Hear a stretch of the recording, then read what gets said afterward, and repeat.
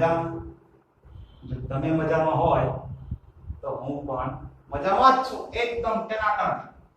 બીજા મિત્રો, ચેપ્ટર 2 ની અંદર આપણે બેઝિક થિયરી ધંધાકીય વ્યવહારનું વર્ગીકરણ જોયું. ત્યાર પછી આજના લેક્ચરમાં થોડા એવા આગળ વધીએ અને એક ઉદાહરણ લેવાનું છે, પરંતુ એ પહેલા આર્થિક કે બિન આર્થિક વ્યવહારની ઓળખ આપણે મેળવી લઈએ કે કયા વ્યવહારને આર્થિક વ્યવહાર કહેવાય, કોને બિન આર્થિક વ્યવહાર કહેવાય. આ વસ્તુની સમજ મેળવવી ખૂબ જ જરૂરી છે, કારણ કે એના દાખલા પૂછાઈને તમારે વ્યવહાર ઓળખવાના આવશે. વ્યાખ્યા તો બધાને આવડે કે જે વ્યવહારનું નાણાંનું મૂલ્ય માપી શકાય તેને આર્થિક વ્યવહાર કહેવાય, જે વ્યવહારનું નાણાંનું મૂલ્ય માપી ન શકાય એને બિન આર્થિક કહેવાય. પણ કોઈ પર્ટિક્યુલર વ્યવહાર આવ્યો કે રૂપિયા 10,000 નો માલ ખરીદ્યો અને તમને કીધું હોય આ આર્થિક છે કે બિન આર્થિક, તો તમને કેવી રીતે ખબર પડે એની વાત આજના લેક્ચરમાં આપણે કરવાની છે.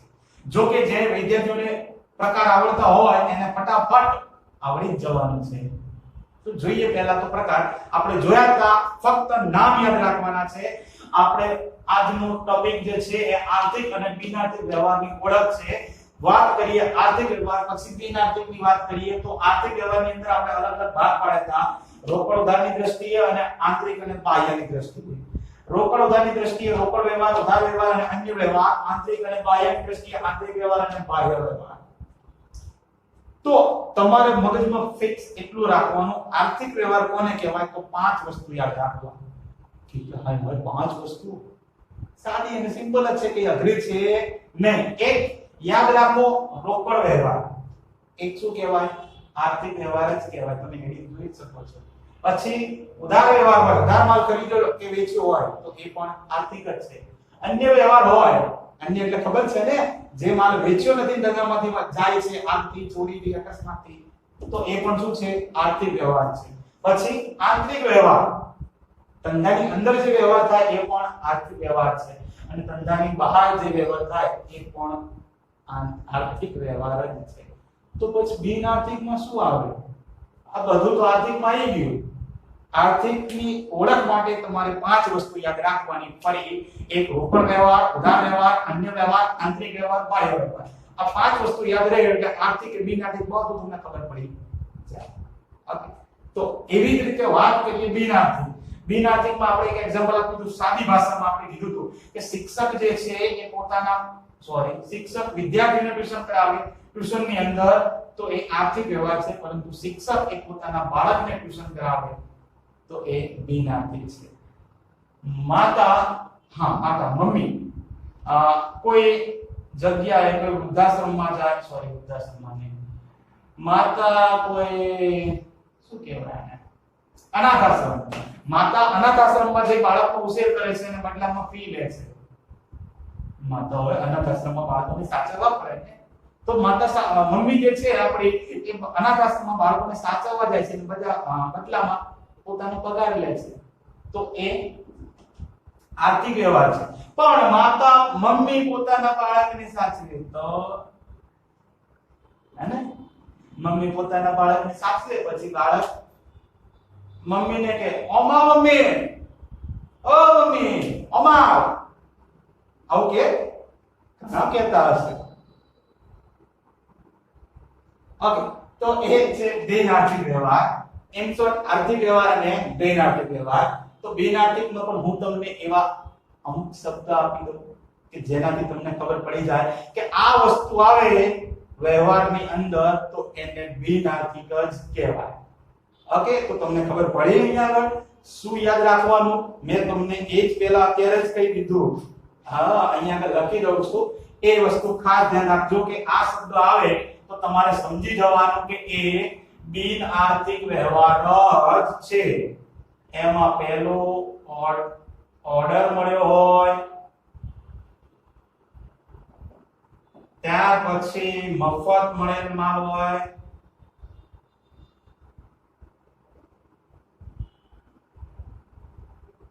ત્યાર પછી આયોજન કરવું હોય, ત્યાર પછી વચન મળવું, કે વચન મળ્યું કે આપ્યું, પછી મંજૂર કરવું, પછી મીટિંગ ગોઠવવી,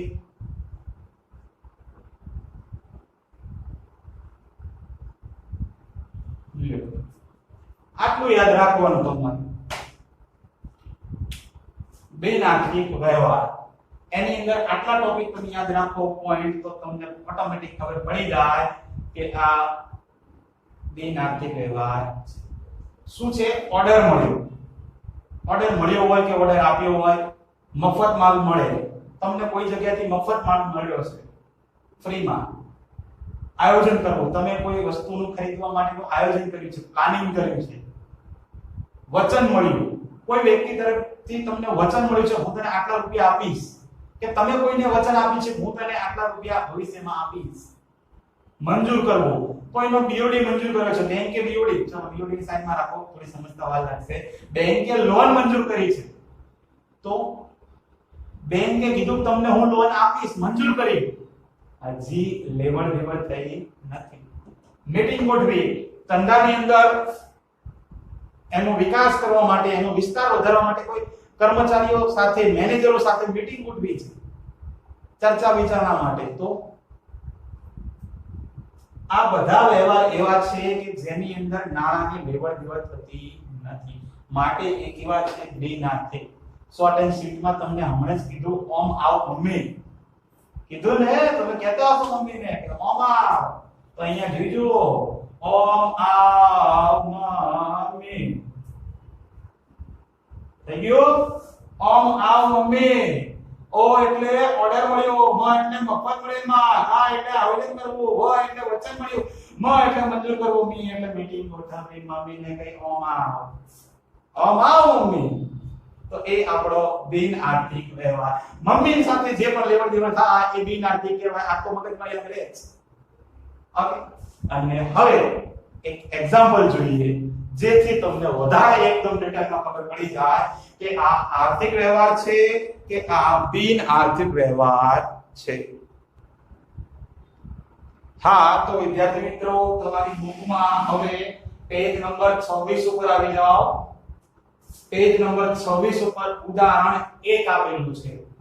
હા વિદ્યાર્થી મિત્રો, તમારી નવી ટેક્સ્ટ બુક્સ ની અંદર, ઓકે, જૂની ટેક્સ્ટ બુક હોય તો કદાચ પેજ આગુ પાછું હશે, પરંતુ નવી ટેક્સ્ટ બુક ની અંદર ઉદાહરણ સોરી 1, જો કે ઉદાહરણ તો એમાં એક જ હશે, પણ પેજ નંબર 26 નવી ટેક્સ્ટ બુકમાં. હવે નવી અને જૂની ટેક્સ્ટ બુક એટલે શું? ઓકે, તો એ પણ તમને કહી દઉં કે નવી ટેક્સ્ટ બુક એટલે કે એની અંદર ત્રીજું ચેપ્ટર જીએસટી આપેલું હશે, વસ્તુ અને સેવાઓનો કર પરિચય. આ ત્રીજું ચેપ્ટર હશે, તો એ નવી ટેક્સ્ટ બુક છે. અને જૂની ટેક્સ્ટ બુક છે તો એમાં આ ત્રીજું ચેપ્ટર હશે નહીં. ઓકે, તો એવી રીતે આ પેજ નંબર 26 ઉપર ઉદાહરણ 1 જુઓ તો એમાં લખ્યું છે કે નીચેના વ્યવહારો આર્થિક છે કે બિનઆર્થિક તે જણાવી તેનું કારણ સ્પષ્ટ કરો.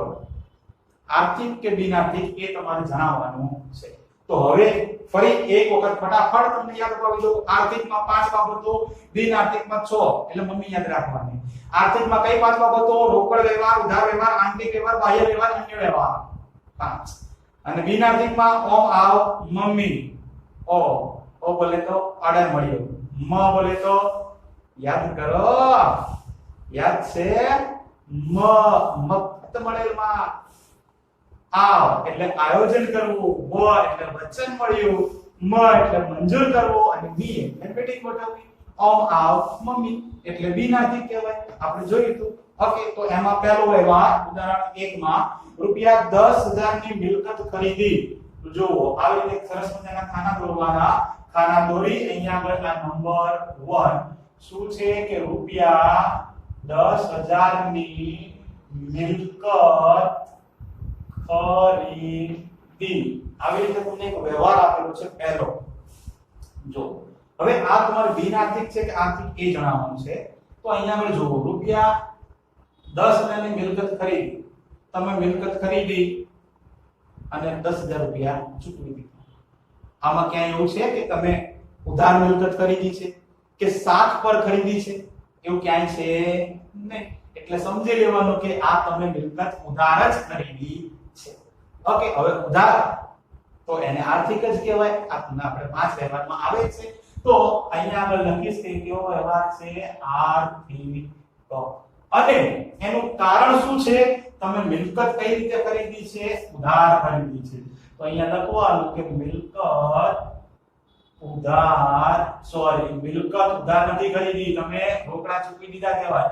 મિલકત રોકડેથી ખરીદી. રોકડેથી ખરીદી ને ક્યાંય લખેલું નથી, તમે ઉધાર ખરીદી છે. આવી ગયો. બસ આવી રીતે સમજાવવાનું. આ એનું કારણ કહેવાય. ત્યાર પછી નંબર 2 વાંચો લો. રૂપિયા 12,000 ની મિલકત રાધા પાસેથી ખરીદી. તો રૂપિયા 12,000 ની મિલકત રાધા પાસેથી શાક પર ખરીદી. શાક પર ખરીદી. વિદ્યાર્થી મિત્રો, શાક એટલે કે ઉધાર. બરાબર? આપણે આગળ કીધું શાકનું બીજું નામ ઉધાર. રાધા પાસેથી આપણે મિલકત ખરીદી છે, પણ કેવી રીતે? શાક પર. બોલે તો ઉધાર મિલકત ખરીદી છે. તો ઉધાર વ્યવહાર તો આર્થિકમાં જ આવે. તો આ વ્યવહાર પણ કેવો છે? આર્થિક જ છે. તો અહીંયા આગળ મિલકત ઉપર તમે રોકડેથી ખરીદી. અહીંયા કઈ મિલકત કઈ રીતે ખરીદી છે? મિલકત ઉધાર ખરીદી છે. ઉધાર ખરીદી છે, શાક પર ખરીદી છે. રૂપિયા આપ્યા છે, પણ કહેવાય તો આર્થિક જ ને. કારણ શું? કે દેવાદાર અને લેણદારનો સંબંધ ઉભો થયો. મિલકત તમે ઉધાર ખરીદી, મતલબ કે હજુ રૂપિયા ચૂકવવાના બાકી છે. તો એ દેવાદાર લેણદારનો સંબંધ ઉભો થતો હોય તો આવા બધા આર્થિક વ્યવહાર કહેવામાં આવે છે. પતી ગયું. ત્યાર પછી નંબર 3 આવી રીતે ઓળખ કરવાની છે. 5 બાબતો અને 6 બાબતો યાદ રાખો, કોઈ પણ વ્યવહાર ના હોય. જો ત્યાર પછી નંબર 3, રૂપિયા 20,000 માં મિલકત વેચી. રૂપિયા 20,000 માં મિલકત વેચી. આમાં એવું લખ્યું છે કે રૂપિયા 20,000 માં મિલકત ઉધાર વેચી. મતલબ રોકડેથી જ વેચી હોય ને. મિલકત વેચી રૂપિયા તમને મળી જ ગયા હોય, કશું નથી કીધું એના માટે. તો એ પણ આર્થિક જ કહેવાય. રોકડ વ્યવહાર એટલે કે તો અહીંયા આગળ આ આર્થિક. કારણ શું? તમે મિલકત કઈ રીતે વેચી છે? મિલકત રોકડેથી વેચી છે. કે મિલકતનું રોકડેથી વેચાણ કરેલ છે એવું લખો તો પણ ચાલે. ઓકે, એટલે નંબર 3 પર પૂરો. ત્યાર પછી નંબર 4, રૂપિયા 22,000 માં મિલકત મીરાને શાક પર વેચી. રૂપિયા 22,000 માં મિલકત મીરાબાઈને, ઓકે બાઈ નથી હો, બાઈ નથી એટલે ખાલી મીરા. શું છે યાર? મીરાબાઈમાં મિલકત મીરાને શાક પર વેચી. મિલકત મીરાને શાક પર વેચી. લો સરસ. તો એ તો આન્સર આપી દીધો, હજુ મેં તો લખ્યું નથી. અહીંયા શબ્દ આવી ગયો શાક. શાક એટલે ઉધાર વેચી. ઉધાર વ્યવહાર હોય એટલે આર્થિકમાં જ આવે. તો અહીંયા આગળ આ આર્થિક. તો હવે આ પણ તમને ખબર પડી કે મિલકત કેવી રીતે ઉધાર વેચી છે. શબ્દ છે શાક પર વેચી. ઉધાર વેચી. જો રૂપિયા મળ્યા છે, આમાં મળે ખબર છે ને, તમે કોઈ વસ્તુ વેચો તો રૂપિયા મળે. ઓકે, જો કે બધાને ખબર જ છે, પણ આ તો અમુક લોકો હોય પછી એમાં. ઓકે, 5 નંબર જુઓ. રૂપિયા 8,000 મજૂરીના ચૂકવ્યા. રૂપિયા 8,000 મજૂરીના ચૂકવ્યા. તમે કોઈ વ્યક્તિની મજૂરીનો લાભ લીધો છે. જે મજૂર છે એને તમારા ધંધામાં મજૂર તરીકે રાખ્યો છે. એક દિવસ મજૂર હોય ને, મજૂરો કામ કરવા આવતા હોય ને, એનો મતલબ તમે તમારા ધંધામાં એ મજૂરની સેવાનો લાભ લીધો અને બદલામાં તમે એને મજૂરી ચૂકવી. કેટલા રૂપિયા ચૂકવી એ કશું કોઈ જરૂર નથી, આપણે 8,000 રૂપિયા ચૂકવી છે. વાંધો નહીં, પણ મજૂરી ચૂકવી એટલે રૂપિયા ગયા ને, ખબર પડે છે ને? તમે કોઈ પણ વસ્તુના રૂપિયા ચૂકવો કે કોઈ પણ વસ્તુના રૂપિયા તમને મળે તો એનો મતલબ રૂપિયાની લેવડ દેવડ થઈ ગઈ છે, તો પછી એ વ્યવહાર કેવો કહેવાય? રૂપિયાની લેવડ દેવડ થઈ ગઈ હોય તો આર્થિક જ કહેવાય. જ્યાં રૂપિયાની લેવડ દેવડ ના થાય એ બિનઆર્થિક. એના માટે 6 શબ્દ યાદ રાખ્યા આપણે. ઓકે, તો હવે અહીંયા આગળ મજૂરીના રૂપિયા શું કર્યા છે? રોકડા ચૂકવ્યા કહેવાય. તો અહીંયા લખવાનું મજૂરીના રોકડા રૂપિયા ચૂકવેલ છે. આપણે આપણી ભાષામાં કારણ લખવાનું જરૂર નહીં, બેઠે બેઠું આવવું પડે. ઓકે, આ ધ્યાન રાખજો. તમારા શબ્દો હોવા પણ સાચા શબ્દો હોવા જોઈએ. હા, 5 લેવા આપણા પૂરા. ત્યાર પછી નંબર 6 કરાઈએ. 6 નંબરની અંદર રૂપિયા 9000 ભાડાના મળ્યા. રૂપિયા 9000 ભાડાના મળ્યા. લ્યો, ગુજરાતીમાં જ લખેલું છે કે તમને ક્યાંકથી ભાડું મળ્યું છે. 9000 રૂપિયા મળ્યા કે નહીં? નો મતલબ રૂપિયા આવી ગયા. આવી જાય એટલે રોકડ વ્યવહાર. રોકડ હોય ઉધાર હોય બંનેને આર્થિક જ કહેવાય. તો અહીંયા લખી દેવાનું આર્થિક. તો કારણ શું એનું? કે ભાડાના રોકડા રૂપિયા અહીંયા શું થયા છે? મળ્યા છે. તો મળેલ છે. લ્યો, એકદમ સહેલી રીતે સમજાવું છું વિદ્યાર્થી મિત્રો, તમે પણ સમજતા રહે અને ખબર ન પડે તો પછી પૂછતા રહેજો. એટલે સ્પેશિયલ દિવસે આપણે. ઓકે, 7 નંબર રૂપિયા 15000 નું દેવું ચૂકતે કર્યું. રૂપિયા 15000 નું દેવું ચૂકતે કર્યું. રૂપિયા 15000 નું દેવું ચૂકતે કર્યું. લખ્યું છે દેવું ચૂકતે કર્યું. તમારે કોઈ વ્યક્તિને રૂપિયા આપવાના હતા, ચૂકવવાના હતા, એ 15000 રૂપિયા તમે ચૂકવી દીધા. તો રૂપિયા ગયા ને, રોકડની લેવડ દેવડ તો થઈ જ ગઈ ને. એનો મતલબ રોકડ વ્યવહાર. રોકડ એટલે કે અહીંયા આગળ આર્થિક વ્યવહાર. તો અહીંયા આગળ શું કર્યું? એનું કારણ શું છે? તમે દેવું કે દેવાના રોકડા રૂપિયા ચૂકવેલ છે. તમે રૂપિયા રોકડા ચૂકવ્યા ને, કશું નથી એના માટે. ઓકે, ત્યાર પછી 8 નંબર રૂપિયા 18000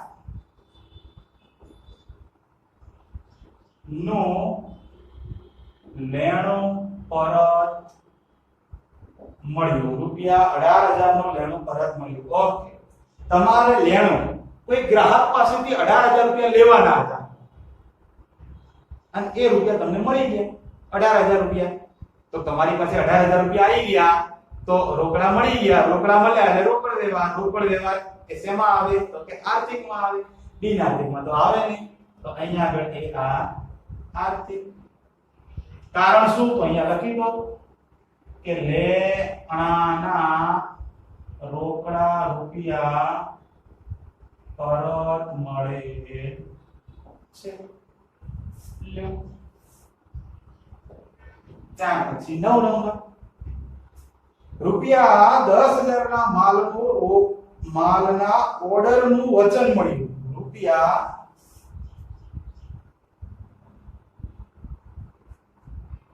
10000 ના માલના રૂપિયા 10000 ના માલના ઓર્ડરનું વચન મળ્યું. લ્યો, બોલો હવે આના વિશે કંઈ કહેવું છે તમારે? ઓકે, સરસ, વેરી ગુડ. સરસ. આને આગળ બે શબ્દ આવ્યા છે. એક તો ઓર્ડર આવ્યું છે અને વચન પણ આવ્યું છે. તમને કોઈ વ્યક્તિએ વચન આપ્યું ઓર્ડર મોકલવા માટે. સોરી, મળ્યું છે ને, વચન મળ્યું. ઓર્ડરનું વચન મળ્યું. કોઈ વ્યક્તિએ, કોઈ વેપારીએ તમને એમ કીધું કે હું તમને 10000 રૂપિયાનો માલ મોકલી જાવ, તમને વચન આપું છું. તો એ વ્યક્તિએ વચન આપ્યું છે 10000 નો માલ મોકલશે, ઓર્ડર. પણ હજુ રૂપિયાની કે માલની લેવડ દેવડ થઈ નથી. સરસ. તો આ તમને ખબર પડે કે બિન આર્થિક વ્યવહાર છે આર્થિક વ્યવહાર કહેવાય નહીં, બિન આર્થિક વ્યવહાર કહેવાય. કારણ શું? તો કે અહીંયા આગળ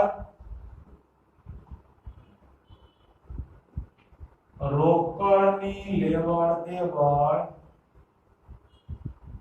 થતી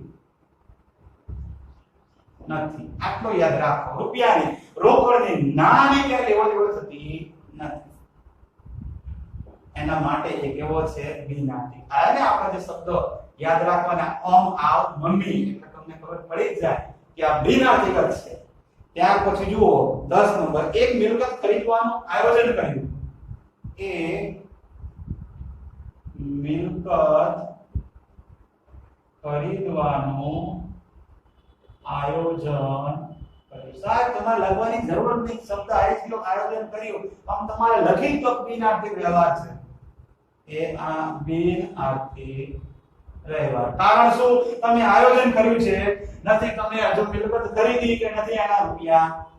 એનો મતલબ કે આ રોકડની લેવડ દેવડ થતી નથી. આ વ્યવહાર જ એવો છે કે તમારો રોકડની લેવડ દેવડ થતી. હજુ એક છે છેલ્લો 11 નંબર. વેચાણ વધારવા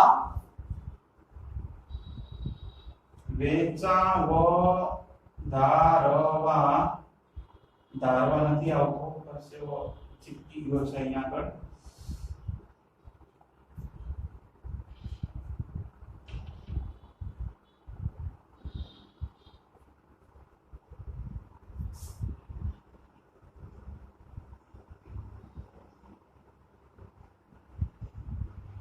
વેચાણ વધારવા સેલ્સમેન નો સાથે ચર્ચા વિચારણા માટે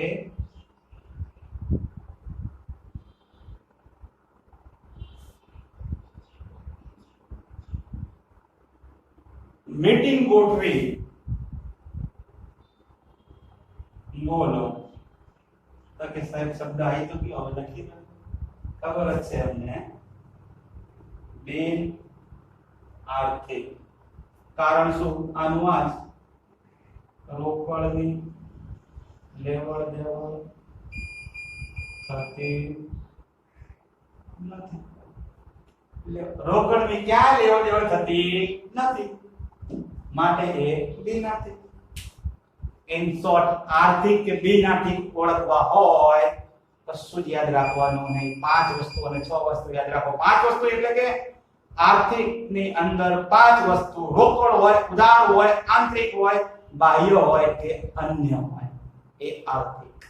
અને મમ્મીને કઈ ઓમ આવ મમ્મી તો એ બિન આર્થિક. આટલું યાદ રાખવાનું છે એટલે બધું તમને આવડી જાય આર્થિક છે કે બિન આર્થિક. તો આજના લેક્ચર ની અંદર જે ચાલ્યું તમે આટલું જોઈ શકો છો. આ એક સરસ મજાનું ઉદાહરણ નંબર આપણું 1 હતું. તો બસ વધારે નહીં, આ ઉદાહરણ તમે લખજો ને થોડું સારું રહેશે. હે ઓકે, સહેલું તો છે જ, કઈ અઘરું છે નહીં. ખબર ના પડે તો પૂછતું રહેવાનું, ક્યારે પૂછવાનું તમને ખબર છે, છતાં એક વખત નજર કરી લો.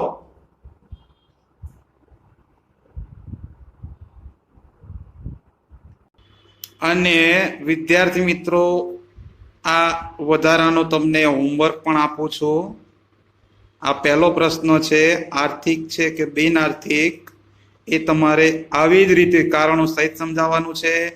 અને એ જ રીતે આ બીજો દાખલો, એ પણ તમારે આર્થિક છે કે બિન આર્થિક એ કારણો સહિત સમજાવવાનું છે.